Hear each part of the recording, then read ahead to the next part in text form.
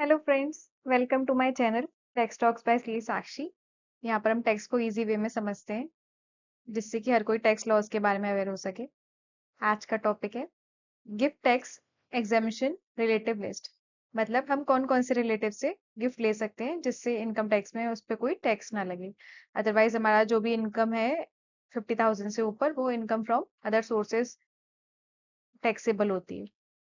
Start करते हैं positive thought के साथ।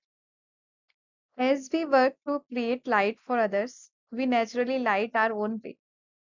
इसका मतलब जब हम किसी और के लिए रास्ता दिखाने की कोशिश करते हैं, तो हम अपना खुद का रास्ता भी बना लेते हैं कहीं ना कहीं। तो आप भी किसी ना किसी की मदद करिए और नेचर आपकी मदद करेगी। यूनिवर्स का लॉ है ये। चलिए लिस्ट समझते हैं।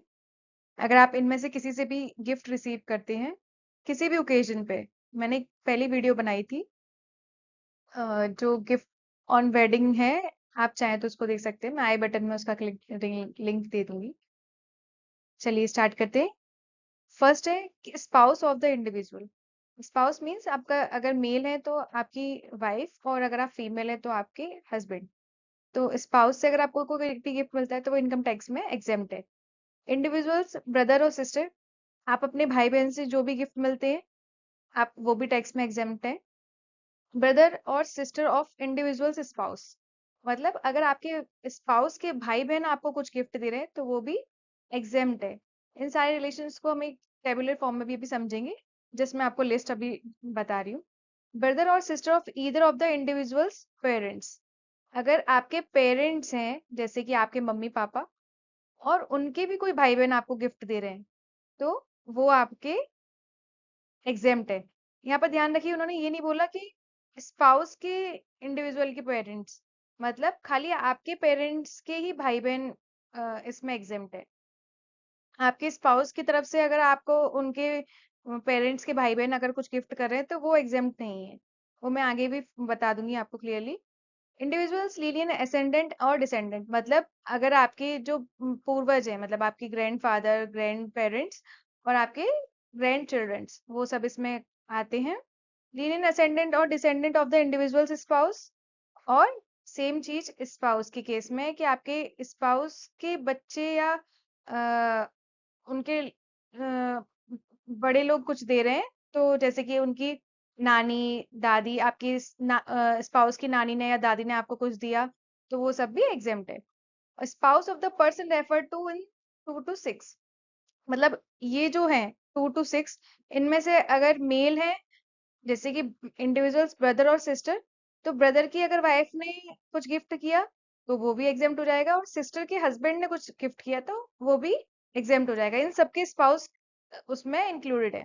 मतलब जो भी मेल है उनके साथ साथ फीमेल्स भी इंक्लूडेड होंगी, उनकी जो भी स्पाउस होंगे, और जो अगर फीमेल्स है तो उनके मेल्स सारे जो काउंटर पार्ट है वो इंक्लूडेड होंगे।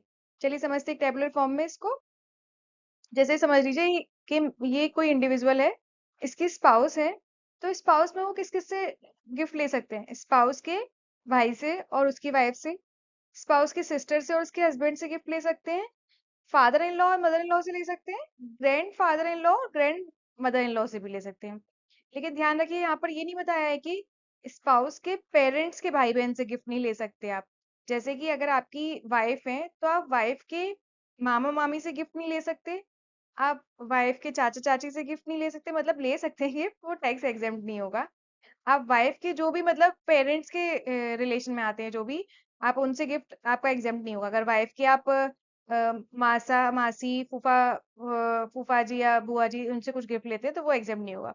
वाइफ के केस में सिर्फ उनके जो ग्रैंड पेरेंट्स हैं और पेरेंट्स वो इन्वॉल्व हैं, और ब्रदर और सिस्टर, इनसे ही आप ले सकते हैं। फिर आप अपने भाई बहन से ले सकते हैं गिफ्ट, तो भाई की होगी वाइफ, आपकी भाभी या जो भी आपकी रिलेशन में लगे, आपकी सिस्टर से ले सकते हैं और उनके हस्बैंड से ले सकते हैं।